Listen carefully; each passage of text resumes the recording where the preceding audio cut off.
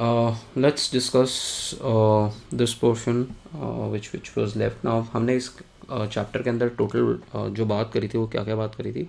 हमने बात करी थी सब्स्टिट्यूट्स के बारे में, कॉम्प्लीमेंट्स के बारे में हमने बात करी थी, हमने डिमांड फंक्शन के बारे में बात करी थी. डिमांड फंक्शन हमने कैलकुलेट करना भी सीखा था. इफ़ यू रिमेंबर हमने पीसीसी देखा था, हमने इनकम ऑफर कर्व देखे थे. So those are important portions and we also saw कि different different types of demand निकालते भी कैसे हैं.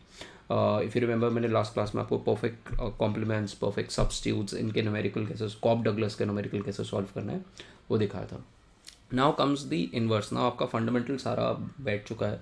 Now you can easily do the mathematical portion which is left. Now inverse demand function क्या है? जैसे हम क्या लिखते हैं, हम लिखते हैं quantity. We write quantity as a function of price, कि अगर प्राइस चेंज होगा तो क्वांटिटी कैसे चेंज होगी. This is your normal demand function. इसको हम नॉर्मल डिमांड फंक्शन बोलते हैं. बट कई बार अगर मैं इसको उल्टा लिखना चाहूँ तो I can also write price as a function of quantity. तो डिमांड फंक्शन का उल्टा ले लिया ना आपने. जब डिमांड फंक्शन का आपने उल्टा ले लिया तो उसको हम इन्वर्स डिमांड फंक्शन बोलेंगे. तो आप प्राइस को एज एन इंडिपेंडेंट वेरिएबल ले रहे हो और आप क्वांटिटी डिमांडेड को डिपेंडेंट वेरिएबल ले रहे हो. सो उसी चीज़ को आपने इन्वर्स कर दिया. Demand function is I mean as long as the downward sloping demand curve as usual we speak of inverse demand function. So we have just replaced things here, and the inverse demand function is the demand function viewing price as a function of quantity demanded. तो usually हम क्या कहते हैं कि जैसे जैसे जैसे जैसे आपकी प्राइसेस, जैसे जैसे क्वांटिटी चेंज होती रहेगी प्राइस भी चेंज होता रहेगा. So see this. So you have p as a function of x1. इस तरीके से आपका इन्वर्स डिमांड फंक्शन यहाँ पर इन्होंने रिप्रेजेंट किया हुआ है. This is how you write. And we already know, for example हमने जो नॉर्मल डिमांड फंक्शन था, नॉर्मल डिमांड फंक्शन हमने कॉब डगलस के केस में ऐसे निकाला था, ऐसे ही निकाला था ना हमने. We said a by p1. If you remember हमने क्या बोला था कि कॉब डगलस फंक्शन कैसा होगा. Utility function Cobb Douglas function के केस में हो जाएगा से x1 और x2 है तो ये a और ये हो जाएगा x2 हो जाएगा 1 minus a. All if you remember this. इस तरीके से हमने कॉब डगलस फंक्शन लिया था और हमने कहा था कि वो कितना स्पेंड करेगा, वो जो इसकी पावर होगी इंटू m बाई p1 वो इतना स्पेंड करेगा on x1. This is also something that we have already seen. So we saw these two things. Now we could अब इसी को आप रिप्रेजेंट दूसरे तरीके से कह सकते हो. इन्वर्स डिमांड फंक्शन में कैसे कर सकते हो? प्राइस को इधर ले जाओ और इसको इधर ले जाओ तो p1 a m x1. This has become an inverse demand function. So the first one is a direct demand function, the second one is an inverse demand function. So this is how you represent it. और typically हमारा जो equilibrium की quantities आती थी, if you remember कि जब हमने mathematically solve किया था तो हमने क्या कहा था कि हमारा इक्विलिब्रियम आता है M R S X Y और हमने उसको मॉडुलस में लिया हुआ था is equal to p1 by p2. This is the equilibrium that we have for consumers. इसी तरीके से तो इक्विलिब्रियम निकालते हैं. ये जो है ये उसका एम आर एस बता रहा है. जो इंडिफरेंस कर्व है वो एम आर एस के थ्रू आ रहा है. इसका स्लोप एम आर एस है और इसका स्लोप जो है वो P X by P Y which is in this case is equal to p1 by p2. And इसका जो स्लोप है वो है M U X by M U Y which is M R S X Y. तो इसका हमने equilibrium ऐसे निकाला हुआ था. तो we can also write this as, इसको मैं इसी तरीके से भी लिख सकता हूँ कि at the optimal level of demand. इससे हमारे पास क्या आ रहा था? इससे हमारे पास आ रही थी कि x1 की क्या क्वांटिटी होगी और x2 की क्या क्वांटिटी होगी. यहाँ से मेरे पास यही आ रहा था ना, x1 star and x2 star. ये दो इक्विलिब्रियम पॉइंट्स आ रहे थे मेरे पास इस जगह से. अब at the optimal demand for good one we must have, इसी को रीअरेंज कर दिया, p1 is equal to p2 into M R S, जो एब्सोल्यूट आपका एम आर एस है. एंड एम आर एस क्या है कि rate at which that you are substituting. Now इसी को वो बोल रहा है कि suppose you say that the price of good 2 is 1. अगर आपने अज्यूम कर लिया कि प्राइस ऑफ गुड 2 जो है वो 1 है, p2 अगर 1 है तो p1 क्या हो गया? p1 is equal to M R S. M R S क्या बता रहा है? एम आर एस आपको बता रहा है किस रेट पे. What is M R S X Y? M R S X Y कहता है किस रेट पे एक और एक्स के लिए आप कितना वाई सैक्रिफाइस करने के लिए रेडी हो. इफ़ यू रिमेंबर हमने जब ये एम आर एस बनाया था तो हमने क्या कहा था, ये हर पॉइंट पे क्या बता रहा है, एक और एक्स के लिए अगर मैं एक और x के लिए जाता हूँ तो मुझे कितना y जो है x2 जो है x2 डैश पहुँचना पड़ेगा, कितना ये सैक्रिफाइस करना पड़ेगा. This is what MRS was telling me. So this is basically telling me change, अगर मैं change in x2 upon change in, तो एक x1 के लिए मुझे कितना x2 सैक्रिफाइस करना पड़ेगा. एंड दिस इज एग्जैक्टली, और अगर मैं कह दूं कि गुड टू क्या है, गुड वन को मैंने कहा कि good one is oranges, and good two को मैंने बोल दिया all other goods, all other goods. ठीक है, all other goods. If that is the case, then what am I saying? I am basically saying that the at the optimal level of x1, क्योंकि optimal level of x1 दे रहा है, the inverse demand function is how much of good to the consumer will have to compensate for a small reduction in this. इसके बजाय ये वाला जो definition है ये much better है. To turn this around, how much of the consumer, how much the consumer is willing to sacrifice good to make himself indifferent to just have a little more of good one. यही हमने बताया कि P1 will be equal to basically change in 2 upon change in 1. ये क्योंकि यही MRS है, तो ये बेसिकली बता रहा है हमें, इन्वर्स डिमांड फंक्शन बेसिकली हमें बता रहा है कि जो जिस पॉइंट पे x1 स्टार आएगा, जो हमारा इक्विलिब्रियम का ये जो पॉइंट होगा x1 स्टार और x2 स्टार, इस x1 स्टार के अलोंग कुछ P1 होगा.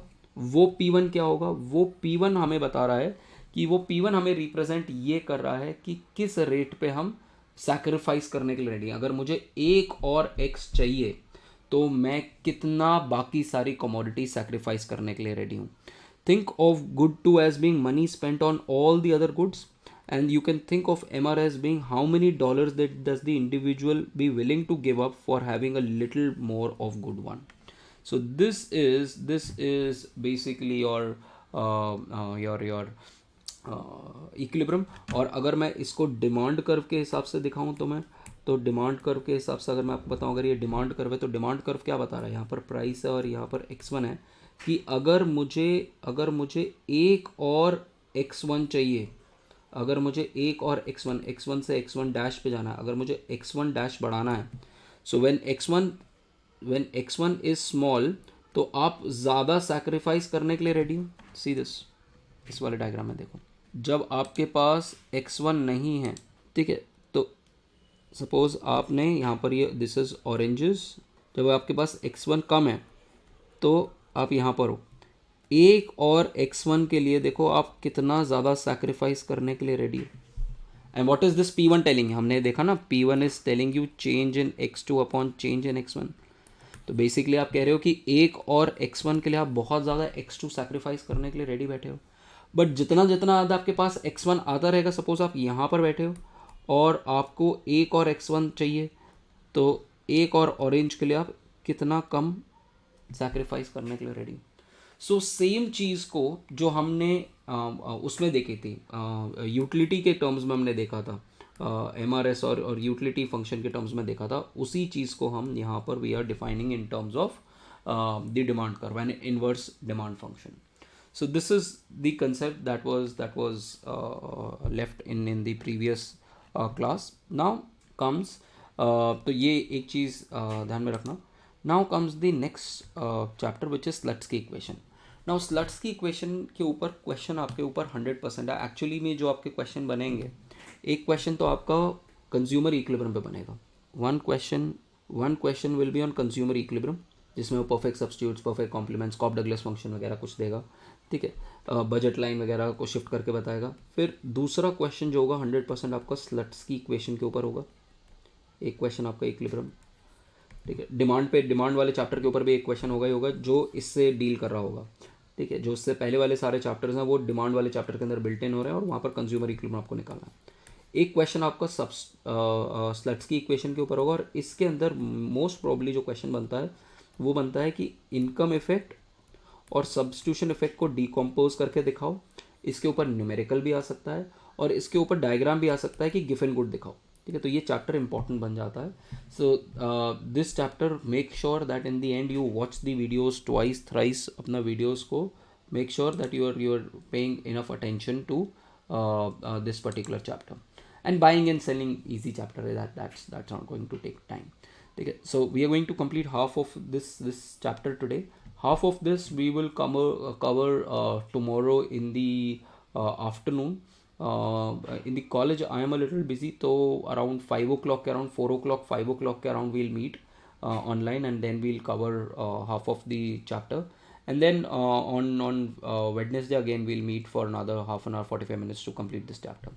ठीक है. तो दो और ऑनलाइन क्लासेस में I will cover this, and then I will cover chapter number 9 in 1 or 2 classes, and then उसके बाद I will repeat the entire thing. जो आपको रिपीट चाहिए, जो आपको रिविजन चाहिए, so we will repeat this. आपका एग्ज़ाम कब है माइक्रो का?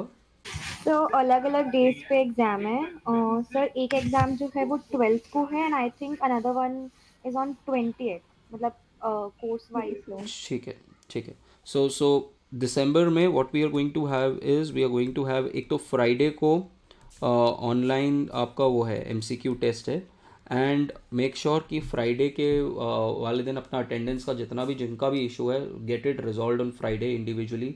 मैं 2 CR के साथ ऑनलाइन बैठ जाऊँगा, आपका सारा अटेंडेंस सॉर्ट कर दूंगा. आपके MCQ का तो रिजल्ट उसी टाइम पे आ जाएगा, C आपका उसी टाइम रिलीज़ हो जाएगा, एंड सैटरडे तक I want to wind up your entire thing. And उसके बाद I want to take revision sessions for you, कि जिसका जहाँ पर मिस हुआ उसको रिकॉर्ड करके डाल दिया ऑनलाइन, एंड आपको फाइनल एग्ज़ाम के टाइम पे there be no problem at all. ठीक है. I will also take what Divya is taking, I will also take unit जो 2 है उसका भी मैं वापस, जो दिव्या करा रही है उसका भी मैं वापस रिविजन कराऊंगा. ठीक है. सो दैट वो पूरा पोर्शन एक साथ हो जाए हमारा. यूनिट 3 नहीं कराऊंगा, unit 3 is up to you, आपको जैसे अपने आप करना है आप अपने आप करो. Unit 1 and 2 is my responsibility. You will be able to solve all the kind of questions, and दिमाग खोल के बैठना रिवीजन क्लासेस में, क्योंकि मैथ्स वापस कराऊंगा. मैथ्स के क्वेश्चन आ सकते हैं, अगर आ गए तो अच्छी बात है, अगर नहीं आए तो very good.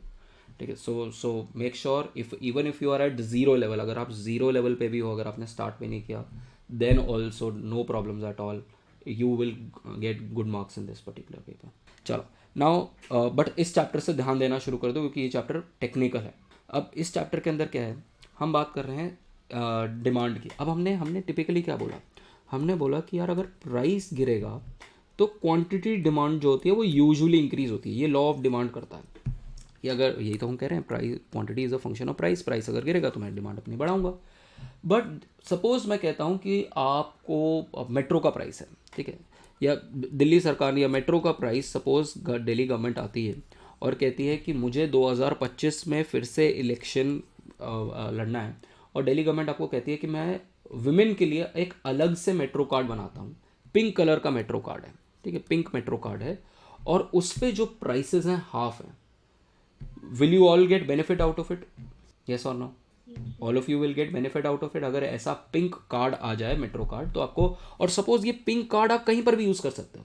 Think of this pink card जो आप बसेस में भी यूज़ कर सकते हो, आप ऑटो में भी यूज़ कर सकते हो, आप किसी और जगह पे भी, पब्लिक ट्रांसपोर्ट जो भी आप यूज़ करो, पब्लिक ट्रांसपोर्ट जो भी आप यूज़ कर रहे हो, वहाँ पर आपको से 20% ऑफ है या 30% ऑफ है. तो इसकी वजह से आपका, डोंट यू थिंक कि प्राइस गिरने की वजह से आपका quantity demanded of public transport will increase? ये इंक्रीज होगा. आप उबर वगैरह ना करके आप कहोगे कि यार पोल्यूशन नहीं करते हैं हम, ये करते हैं, इस चीज़ को करेंगे, बट उसकी वजह से क्या होगा? Think of your pocket money. Suppose आपको 5,000 पॉकेट मनी मिलती है ना, जब सरकार ने, और this 5,000 is inclusive of everything that is there. ठीक है. घर वाले कहते हैं कि इसके बाद आपको जो आपको खर्चा करना है, इसमें आपको ताज में पार्टी करनी है, इसमें आपको पार्टी करनी है नहीं करनी है, किताबें खरीदनी है, जहाँ पर भी घोड़े पे जाना है, हवाई जहाज़ में जाना है, जैसे जाना है आप जाओ, बट ये 5,000 रुपये हैं आपके पास, जिस 5,000 रुपये में आपको अपना गुजारा करना है. अगर ये 5,000 रुपये हैं और दिल्ली गवर्नमेंट ने प्राइस गिरा दिया है आपकी पब्लिक ट्रांसपोर्ट का, what do you think will happen to your total demand? Question समझ में आया? 5,000 रुपये की परचेजिंग पावर बढ़ेगी कि कम होगी? Purchasing power. अब आप इस 5,000 रुपये से ज़्यादा सामान ले पाओगे कि कम सामान ले पाओगे? सर ज़्यादा ले पाएंगे, क्योंकि प्राइस कम हुई है ना. प्राइस कम हुआ है तो नॉट जस्ट पब्लिक ट्रांसपोर्ट, बाकी की चीज़ें भी तो ज़्यादा कर पाओगे. मूवी भी तो ज़्यादा देख पाओगे. अगर मूवी देखने जाना था, मोमोज खाने थे, कैंटीन में जाना था, वो भी तो ज़्यादा कर पाओगे. क्यों?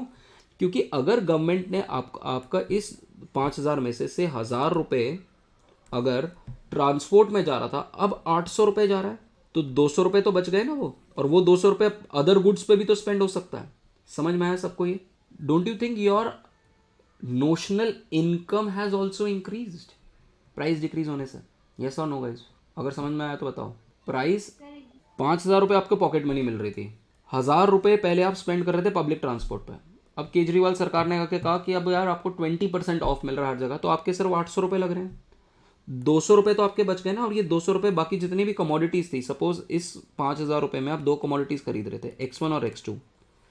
अब X1 का प्राइस गिर गया है, बट क्वांटिटी अगर मान लो, मैं कह रहा हूँ, कोई ऐसा तो नहीं है कि मेट्रो सस्ती होने की वजह से आप मेट्रो में ही घूमने लग जाओगे कि मेट्रो में ही खाली होकर बैठे रहते हैं, ऐसा तो नहीं करोगे, कॉलेज ही आओगे।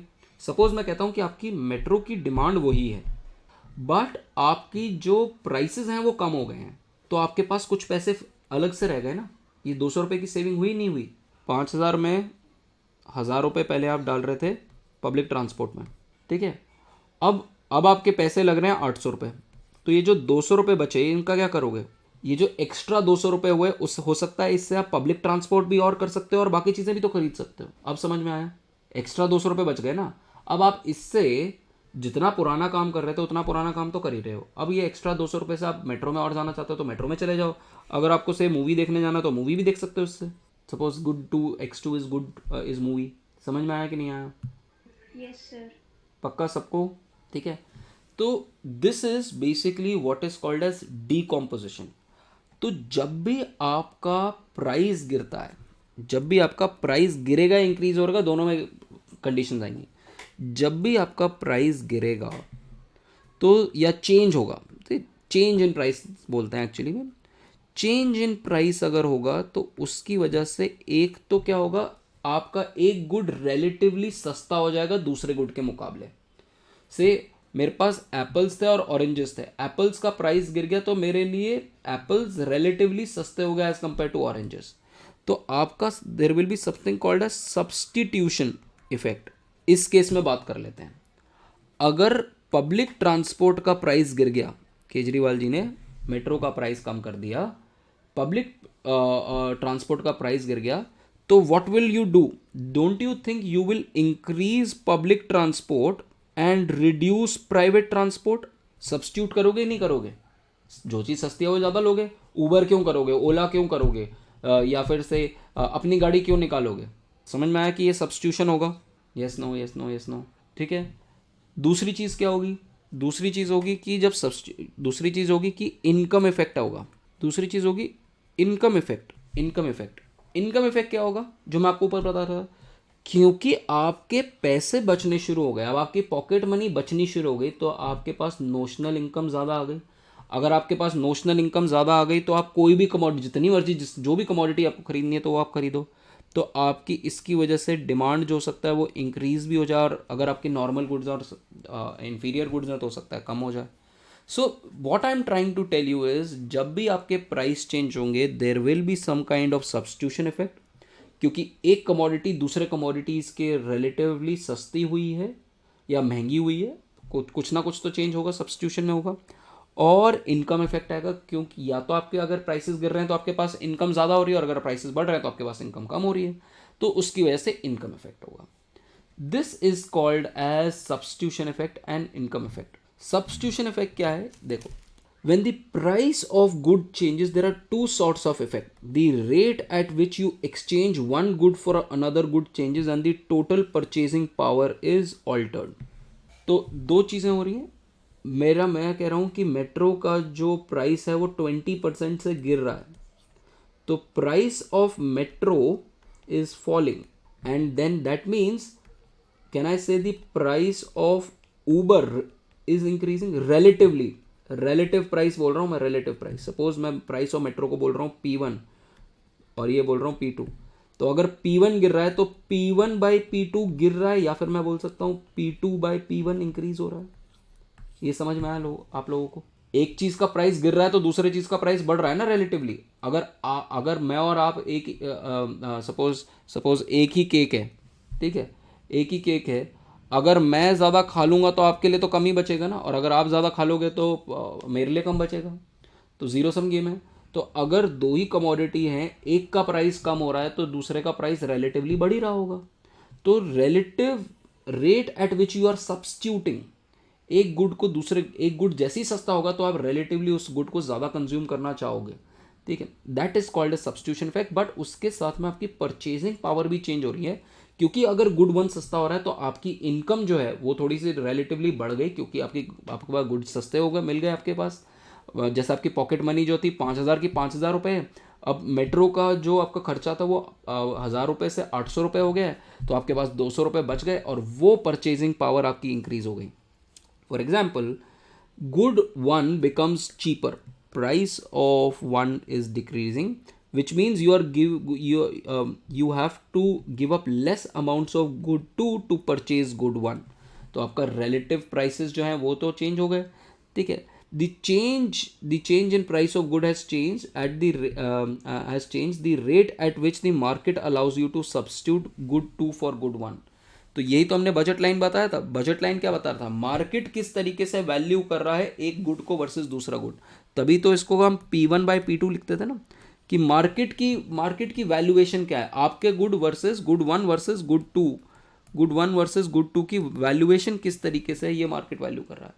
अगर इसकी वैल्यूएशन कम हो जाती है तो आप X1 ज़्यादा खरीद पाओगे। तो ये जो बजट लाइन है ये इस तरीके से पिवट कर जाएगी, मैंने आपको पहले भी बताया कि इस तरीके से पिवट बाहर कर जाएगी, क्योंकि अब आप गुड वन ज़्यादा खरीद पाओगे, ठीक है। The trade off between the two goods that the market present has changed. पहले कुछ और ट्रेड ऑफ था, अब हो जाएगा P1 डैश बाई P2। ये सबको आप लोगों को समझ में आया कि जब मार्केट में, देखो यहाँ पर मैं यहाँ पर ही दिखा रहा हूँ, फिर बाद में ये डायग्राम बनाना भी। मार्केट में पहले प्राइसेस थे, ये वाले प्राइसेस थे P1 बाई P2। फिर क्या हुआ, मार्केट के अंदर प्राइसेस चेंज हुए, गुड वन जो है वो सस्ता हुआ, से दिस वाज मेट्रो सस्ती हुई, तो अब आप मेट्रो रिलेटिवली ज़्यादा ले सकते हो एज़ कंपेयर टू ऊबर। तो अगर मेट्रो ज़्यादा ले सकते हो तो, और मेट्रो सस्ती हो गई, तो आपका जो बजट लाइन है वो इस तरीके से यहाँ चली जाएगी, जिसकी स्लोप हो जाएगी P1 डैश बाई P2। ये समझ में आया, यस और नो? ये तो मैंने पहले भी बताया, जो गुड सस्ता हो जाएगा उस हिसाब से आपकी बजट लाइन जो है बाहर, याद है मैंने आपको बताया था shift of budget line versus pivot of budget line, yes no guys? ठीक है। अब देखते हैं दूसरी चीज़। अब क्या हुआ हमारा कि ये तो हुआ कि at the same time if good one becomes cheaper that means your money will buy more of good one. अब आपकी क्या हुई है, आपकी जो ability to buy both the goods है वो भी इंक्रीज हुई है। देखो, the change in demand due to the rate of change in rate of exchange between the two goods is called as substitution effect, and the second effect, the change in demand because more purchasing power is there, is called as income effect। अब इसको दो parts में इन्होंने divide किया। कैसे दो parts में divide किया? सपोज मैं आपको कहता हूँ कि मेरी बजट लाइन इस तरीके से मूव करी है। अब मैं कहता हूँ कि मैं इसको दो पार्ट्स में डिवाइड करना चाहता हूँ कि कितना चेंज हुआ है। मैं इस पॉइंट से मैं इस पॉइंट पे आया हूँ, मेरा इक्विलिब्रियम इस पॉइंट से इस पॉइंट पे आया है। मैं देखना चाहता हूँ कितना चेंज है सब्स्टिट्यूशन की वजह से, सस्ता होने की वजह से कितना मैं कंज्यूम कर रहा हूँ X1 ज़्यादा, और दूसरा मेरी इनकम चेंज होने की वजह से मैं कितना X1 ज़्यादा यूज़ कर रहा हूँ। तो थिंक ऑफ दिस, मेट्रो का प्राइस गिरा है, उसकी वजह से मैं मेट्रो कितनी ज़्यादा लेना शुरू कर रहा हूँ एज वर्सेस ऊबर। इसको बोलेंगे कि ये सब्स्टिट्यूशन इफेक्ट है। दिस इज सब्स्टिट्यूशन इफेक्ट, कि मेरे पास मेट्रो का प्राइस गिरा इसीलिए मैं मेट्रो ज़्यादा लूँगा एज कंपेयर टू ऊबर। तो मेरा सब्स्टिट्यूशन इफेक्ट विल बी कि मैं मेट्रो का डिमांड इंक्रीज करूँगा और ऊबर का डिमांड कम करूँगा। बट क्योंकि मेरे पास ज़्यादा पैसे बच गए इसलिए I am feeling richer, and if I am feeling richer then what will I do? If I am feeling richer then I can also demand, तो मैं मेट्रो की एक्स्ट्रा डिमांड भी कर सकता हूँ। एक्स्ट्रा डिमांड ऑफ मेट्रो, पहले मैं metro सिर्फ अपने नॉर्मल पर्पसेस के लिए कर रहा था, कॉलेज आने जाने के लिए कर रहा था। अब कॉलेज आने जाने के लिए जो मैं मेट्रो यूज़ कर रहा था, पहले मैं से हफ्ते में 3 दिन मेट्रो यूज़ कर रहा था और 2 दिन ऊबर यूज़ कर रहा था। अब मैं हो सकता है हफ्ते में 4 दिन मेट्रो यूज़ कर रहा हूँ और 1 दिन ऊबर यूज़ कर रहा हूँ। तो this is called as substitution effect. ये समझ में आया? पहले मैं 3 डेज मेट्रो यूज़ कर रहा था, 2 डेज ऊबर यूज़ कर रहा था। अब क्योंकि मेट्रो सस्ती हो गई, अब मैं 4 डेज मेट्रो यूज़ कर रहा हूँ, 1 डे ऊबर यूज़ कर रहा हूँ। बट क्योंकि अब मेट्रो का प्राइस ही गिर गया है और मेरे पास पैसे ज़्यादा बच गए हैं, तो मैं क्या करूँगा, मैं अब बाकी वाले टाइम के अंदर भी, अपना जो नॉर्मल संडे और सैटरडे वाला टाइम है उसके अंदर भी मेट्रो की डिमांड इंक्रीज़ कर सकता हूँ। एंड उस टाइम पे इनफैक्ट मैं ऊबर की डिमांड भी इंक्रीज़ कर सकता हूँ, क्योंकि मेरे पास पैसे ज़्यादा बच गए हैं। और क्योंकि ऊबर और मेट्रो दोनों नॉर्मल गुड्स हैं, कोई इन्फीरियर गुड नहीं है, तो उस टाइम पे मैं मेट्रो की भी डिमांड इंक्रीज कर सकता हूँ। पहले मैं घर पे ही बैठ जाता था, मेरे पास 200 रुपये एक्स्ट्रा बच गए, तो मैं वीकेंड पे भी मेट्रो पे निकल गया। और क्योंकि 200 रुपये एक्स्ट्रा है, मेरा से कोई अच्छा वीक चल रहा है, तो मैंने कहा मैं चलो आज ऊबर कर लेता हूँ। तो this is called as income effect. ये समझ में आया? You should first understand substitution effect and income effect very very clearly, फिर उसके बाद मैं ये डायग्राम समझाऊंगा। श्रिया यस बोला है, नो बोला है? सर यस बोला है मैंने। अच्छा ठीक है, ग्रेट। अब देखो, अब इसको करते कैसे हैं, इसको डायग्रामेटिकली कैसे करते हैं और इसको वैसे कैसे देखते हैं। देखो ना, अब ये मेरी ओरिजिनल चॉइस है, ये मेरा ओरिजिनल डिमांड कर्व है, ये मेरी ओरिजिनल बजट लाइन है जिसकी स्लोप है P1/P2। ठीक है, ये पॉइंट क्या हुआ? कोई जल्दी से आंसर कर सकता है कि ये पॉइंट क्या हुआ? ये वाला पॉइंट, अगर इसका स्लोप P1/P2 है, ये वाला पॉइंट क्या है? 1 सेकंड का आंसर है, और ये वाला पॉइंट क्या है? गाइस मैथ्स, इतना टाइम तो मैंने आपको इसमें बताया है। M/P2, जब मैं सारे के सारे पैसे x2 खर्च करने पे लगा दूंगा तो यही पॉइंट आ जाएगा ना। x1 तो 0 है, and this point will be M/P1, जब मैं सारे पैसे इस पे लगा दूंगा, इसका स्लोप P1/P2 है। अब मैं क्या कह रहा हूँ, मैं कह रहा हूँ कि मैं देखना चाहता हूँ कि जब मैं प्राइस चेंज कर रहा हूँ, तो जैसे ही मैंने प्राइस चेंज किया तो मेरी जो नई क्या कहते हैं, नई जो बजट लाइन है वो ये वाली हो गई, एंड इसका स्लोप हो जाएगा P1-/P2, where P1 is, just a second guys, alright. तो अब हमारा क्या हुआ, हमारा प्राइस चेंज हुआ। अब प्राइस चेंज होने की वजह से हमारा जो स्लोप हो जाएगा वो क्या है, P1- is less than P1। Price of P1 जो है वो गिरा है, तभी तो ये राइट में स्विवल करके इस तरह से यूं करके गया है। ठीक है, अब दूसरी चीज़ क्या है, दूसरी चीज़ इज़ दैट हमारा जब ये इधर गया तो हमारा फाइनल चॉइस ये है। अब मैं कोशिश कर रहा हूँ कि आपका जो प्राइस डिक्रीज होने की वजह से क्वांटिटी इंक्रीज हुई है, x1 से आप x1 से ट्रिपल डैश, अगर मैं इसको ट्रिपल डैश बोलता हूँ, आप x1 से x1 ट्रिपल डैश पे पहुँचे हो। अब अगर x1 से आप x1 ट्रिपल डैश पहुँचे हो तो उसको मैं 2 पार्ट्स में डिवाइड करना चाहता हूँ। जस्ट अ सेकंड गाइस,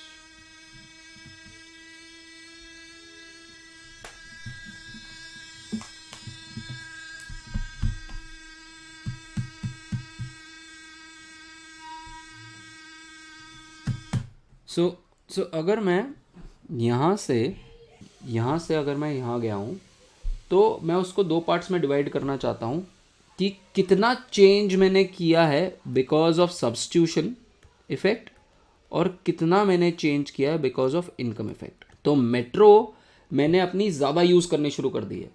अब कितनी ज़्यादा यूज़ करिए, क्योंकि metro relative to the price of Uber सस्ती हुई, और कितनी इंक्रीज़ करी है मैंने मेट्रो की डिमांड, क्योंकि मेट्रो सस्ती होगी, मेरे पास पैसे बच गए हैं, इसलिए मैं मेट्रो ज़्यादा यूज़ कर रहा हूँ, अब बहुत ज़्यादा मेट्रो यूज़ कर रहा हूँ। तो उसको कैसे डिकम्पोज करोगे? सपोज मैं कहता हूँ कि मैंने मेरी जो प्राइस चेंज करने के बाद मैं आपसे उतने पैसे वापस ले लेता हूँ, और मैं आपको जो सेम बंडल है, मैं सेम बंडल आपको कंज्यूम करने के लिए देता हूँ, बट एट न्यू प्राइसेस। तो सिचुएशन देखो क्या हुई।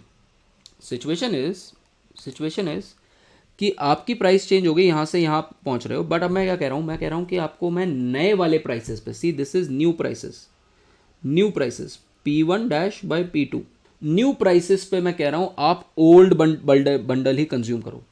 मतलब नए प्राइसेस हैं मेट्रो के, बट आप पुराना जितना कंज्यूम मेट्रो यूज़ कर रहे थे उतनी आप मेट्रो यूज़ करो, जितनी पुरानी उबर यूज़ कर रहे थे उतनी पुरानी उबर यूज़ करो। तो दैट मीन्स मैंने आपसे थोड़े से पैसे वापस ले लिए। Now let me explain you कि ये पैसे वापस लेने का मतलब क्या है।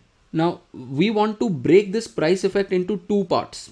First we let the relative prices change and adjust the money income, so that holding the purchasing power constant, we let the purchasing power adjust and then we let the purchasing power adjust holding the relative prices constant. Now let us see this. इसको देखते हैं कैसे करा. Price of one decrease किया है तो आपका vertical intercept जो है वो फ्लैटर हो गया. ठीक है, वो हमने ऑलरेडी हमें पता चल गया कि वर्टिकल इंटरसेप्ट फ्लैटर हो गया. ठीक है, ये इस तरीके से और ये इस तरीके से ऐसा हो गया. Now we can break this into two parts. First, pivot the budget line around the original demand bundle and then shift the pivoted line to the new demand bundle.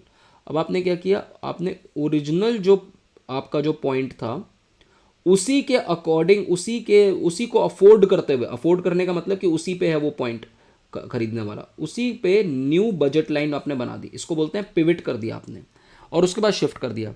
The pivot shift operation basically is the way to decompose into the two parts, substitution effect and income effect. अब देखते हैं substitution effect.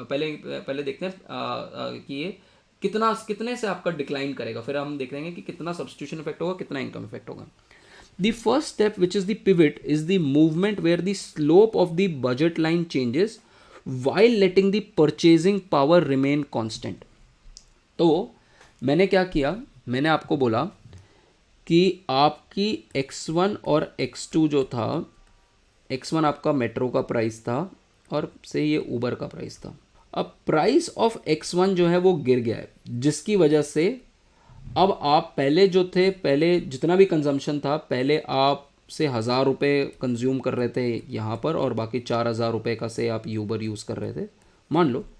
ठीक है, अब X1 गिरने की वजह से आपके पास थोड़ी इनकम ज़्यादा बच गई, बट मैं आपको कह रहा हूँ कि उतनी ही कंज्यूम करो. ठीक है, मैं आपको कह रहा हूँ कि आप उतना ही कंज्यूम करोगे जितना पहले कंज्यूम कर रहे थे, आप अपनी कंजम्पशन चेंज नहीं करोगे.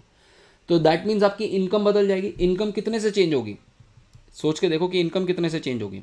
पहले मैं आपको बोल रहा हूँ कि आप पहले कंज्यूम करोगे, इस पॉइंट को देखो, this is point X1 X2. X1 X2 को आप कह रहे हो X1 X2 is affordable at both points, new prices as well at old prices. पहली वाली डिमांड, पहली वाली जो ये वाली लाइन है, इसका फंक्शन क्या है, M is equal to P1 X1 plus P2 X2.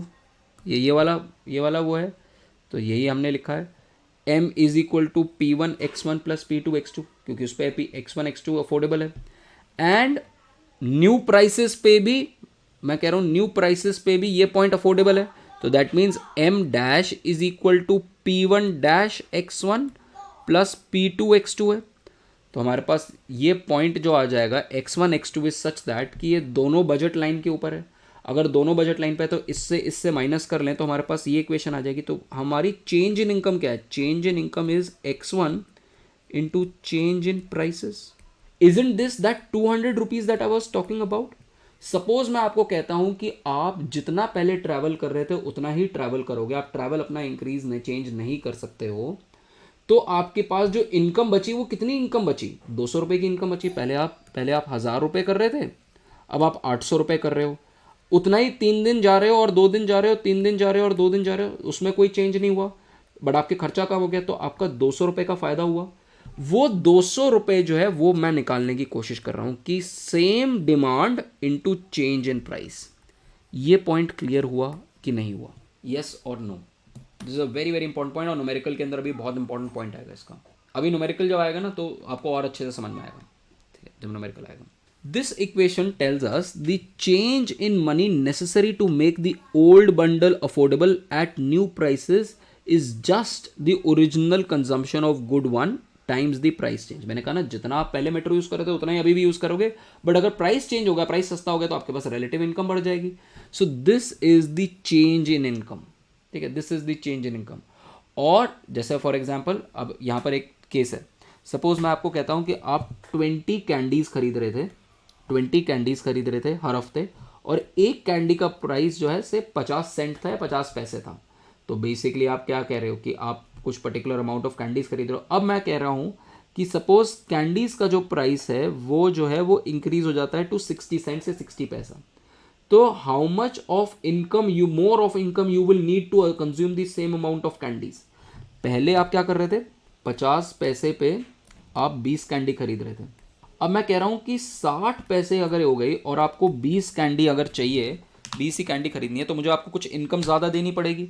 वो इनकम आपको मुझे कितनी ज़्यादा देनी पड़ेगी मैं वो निकालने की कोशिश कर रहा हूँ। वो चेंज इन इनकम क्या होगी, ठीक है, दैट विल बी कि अगर मैं इसको कांस्टेंट रखूँ और चेंज इन प्राइस कर दूँ कि ये तो 20 तो कांस्टेंट और 20 ही खरीदनी है और 10 पैसे से चेंज किया तो $2 अगर मैं आपको ज़्यादा दूंगा तो $2 देते के साथ ही आप अब खरीद पाओगे। तो वो तो आपको पता चल गया कि यहाँ पर $10 खर्च होने थे, यहाँ पर $12 खर्च होने थे।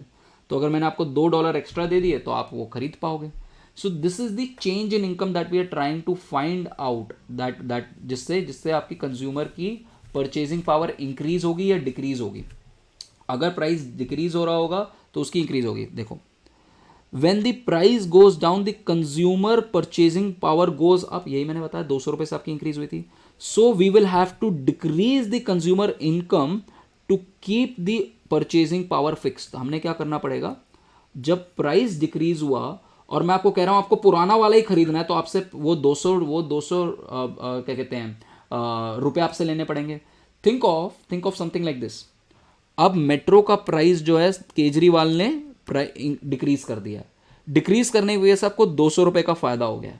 Now think of this situation, अगर आपको पेरेंट्स भी इकोनॉमिस्ट हैं और वो कहते हैं कि यार अब तो तुझे 200 रुपये का फायदा हो रहा है, 200 रुपये वापस दे दे, या फिर वो आपको कहते हैं कि अब आपकी पॉकेट मनी होगी 4800। दिस इज द सिचुएशन कि 4800 जब आपकी पॉकेट मनी हो गई, वो 200 रुपये जब आपसे वापस ले लिया गया और सेम अमाउंट है, तब आप कितना कंज्यूम, तो आप you will B at this point of time, ये 200 रुपये जब आपसे वापस ले लिए गए, आप सेम बंडल अफोर्डेबल पे हो या नहीं। This is what we are trying to say. Similarly, when the price goes up, the purchasing power goes down. Therefore, the change in income necessary to keep the purchasing power constant must be, अगर आपको same purchasing power चाहिए तो आपको ज़्यादा पैसे देने, आपको उस बंदे को ज़्यादा पैसे देने पड़ेंगे। अगर मान लो आपका बसेस की प्राइसेस इंक्रीज हो जाते हैं तो, या मेट्रो के प्राइसेस इंक्रीज हो जाते हैं तो आपके पेरेंट्स को आपको पैसा और ज़्यादा देना पड़ेगा टू कीप योर ओरिजिनल जितना आप कंज्यूम कर रहे थे उतना वापस कंज्यूम करने के लिए, ठीक है। सो हम प्राइस इंक्रीज का भी केस देखेंगे। Now, what we have done is we have tried to find these. We are now trying to find the substitution effect. So what is this substitution effect? देखो, what we are trying to do is कि जब मैं आपसे वो 200 रुपये ले लेता हूँ तो आप नया बंडल कौन सा कंज्यूम, क्योंकि आप एक नए बजट लाइन पे हो। नए बजट लाइन पे ये वाला पॉइंट तो अफोर्डेबल था, बट हो सकता है आप आगे वाले किसी इंडिफरेंस कर्व पे पहुंच जाओ, जिसको हम बोल रहे थे सब्स्टिट्यूशन इफेक्ट जो आपका होगा। अगर मैं आपसे पैसे ले भी लूँ, अगर प्राइसेस अगर आपकी रिलेटिव इनकम भी इंक्रीज नहीं हुई है तो भी तो प्राइसेस सस्ते हुए ना, रिलेटिवली प्राइसेस सस्ते हुए हैं क्या कहते हैं पब्लिक ट्रांसपोर्ट वर्सेस ऊबर के, तो भी आपकी डिमांड चेंज होंगी और that is called as substitution effect. और वो कैसे निकलेगा, देखो, now although x1 x2 is affordable, it is not generally the optimal purchase at the pivoted budget line. We have denoted the optimal budget pivoted budget line पे y is the optimal bundle, and this bundle is optimal when when we change the price and then adjust the dollar income so that the old bundle is just affordable. The movement is called as substitution effect. It indicates how the consumer substitutes one good for another good when the prices change but purchasing power जो है वो constant है। purchasing power change नहीं हुई है, वो आपने वापस कर दी है, बट सिर्फ प्राइसेस चेंज हुए हैं। व्हाट विल हैपन, उस केस में हम देखना चाह रहे हैं, तो आप उस केस में कितना x1 कंज्यूम करोगे। तो वी आर ट्राइंग टू से कि ये x1 और ये x1 में डिफरेंस क्या है। इस x1 पे क्या है, आप हो m p1 पे, ठीक है, प्राइस जब नहीं चेंज हुए। इस x1 पे हो आप m डैश p1 डैश। आप क्या करने की कोशिश कर रहे हो, जब आपके what will be the change in x1 आप ये निकालने की कोशिश कर रहे हो। This is what you are trying to find out कि अगर आपकी इनकम कांस्टेंट रहती है तो आप प्राइसेस कितना, तो आप क्वांटिटी कितनी इंक्रीज करोगे। आप इस पॉइंट पे थे, अब आपसे इनकम ले ली गई है, जितनी आपकी इनकम बढ़ी थी 200 रुपये, बट फिर भी आपकी डिमांड जो है वो चेंज करेगी। वो कितने से करेगी, इस पॉइंट पे आपकी x1 डिमांड थी। x1 जब डिमांड थी तो वो क्या, किस कोऑर्डिनेट्स पे थी, जब प्राइसेस p1 थे और इनकम m थी। बट आप जब नया कंजम्पशन, जब आप नए पॉइंट पे आ रहे हो, इस पॉइंट पे आ रहे हो, इस वाले x1 पे आ रहे हो, तब आपके प्राइसेस जो हो जाएंगे वो P1 डैश हो जाएगा और इनकम जो है वो M1 डैश, क्योंकि आपने इनकम 200 रुपये कम भी तो करी है उसकी, ठीक है. This is called as substitution effect. Now let us calculate this. So this will be, what will be the change in X1, change in metro consumption that you are going to have just because of the fact कि आपकी prices change हुए हैं, will be P1 dash, जो आपका P1 नए prices पे minus comma comma जो आपकी नई इनकम है, माइनस जो आपका पुराना वाला कंजम्पशन का पॉइंट था. And this is also called as, this substitution effect is also called as compensated demand. ध्यान रखना, this is also called as compensated demand. The idea is that the consumer is being compensated for a price rise or a price decrease in other cases. The idea is the consumer is being compensated for a price rise by having enough income back to him to purchase the old bundle.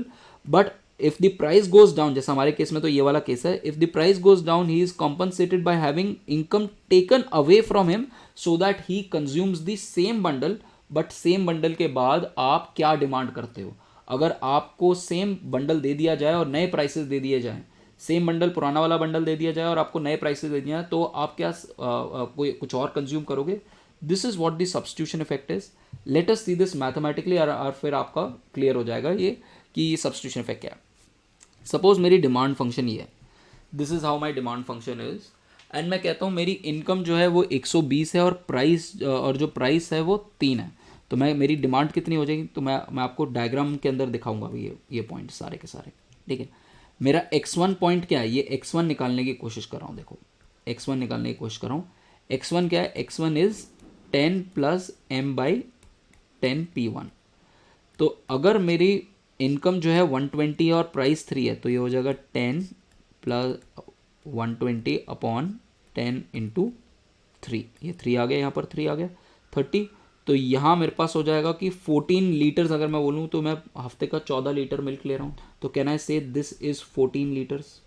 ये point समझ में आया सबको? ये point समझ में आया कि ओरिजिनल सिचुएशन में मैं 14 लीटर दूध खरीद रहा था हफ्ते में. येस और नो गाइस? सिंपल, मैंने डिमांड और उसमें अब सिर्फ प्राइस और वो डाल दिया. अब देखो, अब मैं क्या कह रहा हूँ? अब मैं कह रहा हूँ कि मेरा प्राइस जो था, प्राइस ऑफ 1 वॉज 3 रुपीज़. अब price of 1 has reduced to 2 rupees. दूध सस्ता हो गया. दूध सस्ता हो गया तो मेरी टोटल डिमांड चेंज होगी ना. अब मेरी X1 डैश क्या होगा? अगर मैं X1 डैश निकालने की कोशिश करूँ, मेरी नई X1 क्या होगी? It was 10 plus M/10 P1. P1 कम हो गया, अब P1 डैश हो गया, तो होगा 10 प्लस 120 इंटू 10 इंटू 2. तो this is be 10 plus 6, this will be 16. तो कैन आई से, मैं अगर डायग्राम बनाऊं तो मेरा जो ओरिजिनल प्राइस जो क्वांटिटी थी वो थी 14, और जो नई क्वांटिटी जो इस वाली डिमांड कर पे आएगी, जो इस वाले बजट लाइन पे आएगी, वो होगी 16. ये समझ में आया कि new will be 16? Yes no? So the change in X1 will be equal to 2. Total change in X1 will be equal to 2. Yes or no? This will be the total change in demand because price has reduced. Simple. Price reduce होने की वजह से quantity कितनी increase होती है. Now let's see another thing. अब हम इस 2 को डिवाइड करना चाह रहे हैं इनकम इफेक्ट और सबसे पहले हम सब्स्टिट्यूशन इफेक्ट में, फिर मैं आपको इनकम इफेक्ट में दिखाऊंगा. अब मुझे बताओ, जब प्राइस गिरा है तो आपकी रिलेटिव इनकम इंक्रीज हुई है कि कम हुई है? अगर दूध का प्राइस कम हुआ है तो आपकी रिलेटिव इनकम जो है, नोशनल इनकम बढ़ी है, चीज़ें खरीदने की पॉसिबिलिटी बढ़ी है कि कम हुई है? बढ़ी है. अब बढ़ने के केस में हम क्या कह रहे थे कि हम ओरिजिनल बंडल अफोर्ड करवाना चाहते हैं. मैं चाहता हूं कि ये यही वाले पॉइंट पे आ जाए, तो मैं उससे जितने से भी बढ़ी है, जैसे आपके पेरेंट्स ने आपसे 200 रुपये ले लिए थे, मैं वही करने की कोशिश कर रहा हूँ, जितने से भी बढ़ी है वो वापस ले लेता हूँ. कितना वापस लेना होगा? हमने याद है वो चीज़ करी थी कि change in M will be, आपकी नोशनल इनकम कितनी चेंज होगी? अगर मैं आपको कहता हूँ कि आप सेम अमाउंट कंज्यूम करो into change in price. Price की क्वांटिटी पहले कंज्यूम कर रहे थे आप 14, ठीक है, 14 कर रहे थे. पहले प्राइस कितना था? पहले था 3, ठीक है, और पहले था पहले था 3 और अब हो गया 2.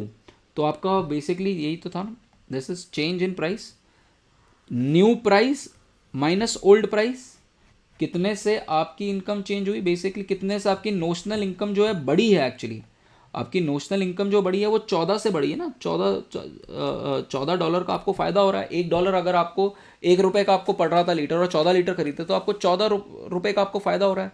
अब मैं आपको कह रहा हूँ कि ये ₹14 आपसे वापस लिए जा रहे हैं, तभी वो माइनस साइन के साथ आ रहे हैं। कि सपोज मैं आपसे वो ₹14 ले लूँ, तो अगर मैं आपसे ₹14 ले रहा हूँ तो आपकी बजट लाइन जो है इस वाले पॉइंट, इस वाले उससे पैरेलली अंदर शिफ्ट हो जाएगी। वो जो शिफ्ट है ये ₹14 का शिफ्ट आपका आ रहा है, ठीक है, $14 का। तो the new income, what will be the new income? The new income will be, अगर मैं बोलूं कि न्यू इनकम कितनी है, new income is old income plus change in income. तो पहली ओल्ड थी आपकी 120, मैं परचेजिंग पावर पुरानी वाली रखना चाहता हूँ ना, और उससे मैंने आपसे ₹14 ले लिए, तो मेरे पास ₹106 आपके पास, अब आपके पास छोड़े हैं। मैंने कहा कि ये पुराने वाले पे पॉइंट पे पहुंच जाओ। तो अब what will be the change? अगर आपके पास ₹106 ही होते, अगर आपके पास ₹106 होते तो आप X1 कितना कंज्यूम कर रहे होते, और जब आपके पास ₹120 थे बट प्राइसेस ज्यादा थे तो कितना कंज्यूम कर रहे हैं? तो देखो what we are doing is X1 when price was 3 and income was 120 versus X1 when price is 2 but income is 106, क्योंकि आपसे वो ₹14 ले लिए गए। आपके पेरेंट्स ने कहा है कि वो जितने भी आपकी सेविंग हुई है वो वापस कर दो, तब आप कितना X1 कर रहे हो। उन दोनों सिचुएशन को हमने कंपेयर किया, तो जब हमने सेम उसके अंदर यहाँ पर 106 डाल दिया, क्योंकि आपके इनकम आपसे ले ली गई है और प्राइसेस नए वाले लिए तो आप 15 कर रहे हो, और जो पुराना वाला सिचुएशन था उस पर आप 14 कर रहे थे, तो जो चेंज इन डिमांड है वो आपकी 1.3 है, just because of income, just because of substitution effect. तो ये जो पॉइंट है आप ध्यान से देखना, ये जो पॉइंट है ये ₹14 लीटर वाला है, ये जो पॉइंट है वो 16 लीटर वाला है। आपसे पैसे वापस लेके जो आपकी नई डिमांड आती at old prices, at new prices, but taking income back is this is basically 15.3। तो ये जो इफेक्ट है ये 1.3 है, और ये जो इफेक्ट है 1.3 था ना, हाँ 1.3, और ये जो बचा हुआ इफेक्ट हो जाएगा ये हो जाएगा इनकम इफेक्ट। और इनकम इफेक्ट क्या है?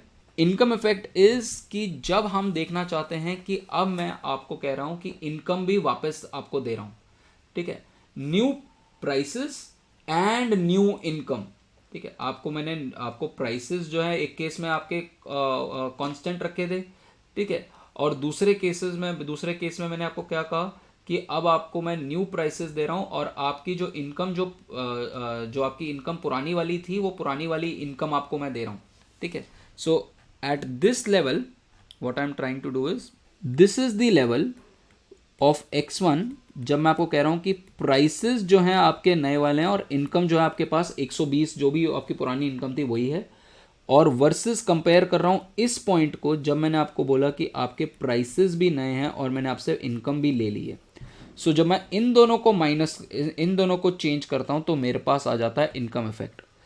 The X1 that I consume at new prices but old income, मैंने आपसे पैसे, आपके घर वालों ने आपसे पैसे जब वापस नहीं लिए वो वाला पॉइंट, एंड जब आपसे पैसे वापस ले लिए और न्यू प्राइसेस थे तब वो वाला point. This is called as income effect, और usually income effect is always positive, क्योंकि जब आपकी इनकम इंक्रीज होती है तो आप कंज्यूम ज्यादा करते हो, बट इंफीरियर गुड्स के केस में ये नेगेटिव भी हो सकती है। इंफीरियर गुड्स के केस में this can also be negative, when your income increases, हो सकता है आपकी डिमांड डिक्रीज कर जाए, और अगर वो सब्स्टिट्यूशन इफेक्ट को ओवर पावर कर जाएगी तो वो गिफ एंड गुड बन जाएगा। This is something that we will see in the next class, but मैं आपको पहले फाइनल इक्विलिब्रियम में दिखा देता हूँ। देखो हमने क्या बोला कि जब X1 when price was 3 and income was 120, then X1 was 14 liters per week, अब अगर हमने कहा कि व्हेन प्राइस इज 2 बट मैंने इनकम आपको, आपके पेरेंट्स ने आपको इनकम आपकी पॉकेट मनी कम नहीं करी, तो हमें पता है कि दिस इज 16। बट अगर वो वापस ले लेते x1 when price is 2 and income जो है, जो चेंज इन इनकम वो 106 वाली जो 14 रुपये वापस लिए, देन इट वॉज 15.3, तो जो डिफरेंस बचा वो 0.7 का है। And this is exactly what we get here, this is exactly what we get here. यहाँ से आप यहाँ गए सब्स्टिट्यूशन इफेक्ट की वजह से, और यहाँ से आप यहाँ गए इनकम इफेक्ट की वजह से। तो जो दो का चेंज आ रहा था, इसको आपने डिवाइड कर दिया substitution effect and income effect. Now I want you to revise this, read this again, ठीक है, क्योंकि जहाँ अगर आपने पुराना कुछ भी नहीं करा हुआ तब भी चल जाएगा, बट यहाँ से आप चैप्टर को ठीक से रिवाइज करते हो कि ये वाला पोर्शन मैं रिवाइज नहीं करवाऊंगा, पुराना वाला चाहे सारा करा दूंगा। तो ये वाला पोर्शन को यहाँ तक you read it, understand it, I'll take up your doubts tomorrow till this point, and then I will also I'll try to complete this chapter. Most probably I'll be able to do it, and then I will show you कि questions किस किस तरीके से इस chapter के ऊपर आते हैं, क्योंकि ये chapter आपको at least 1 या 2 questions ज़रूर देगा। So even if you are at 0 level, I would suggest that you do this chapter properly. All right, folks. So we meet tomorrow. I'll let you know the time around. I'll be free. I'll come back around 2 o'clock, 3 o'clock, तो हो सकता है 4 o'clock के around I might take a 45-minute class. Thank you very much. Good night, folks. Bye bye.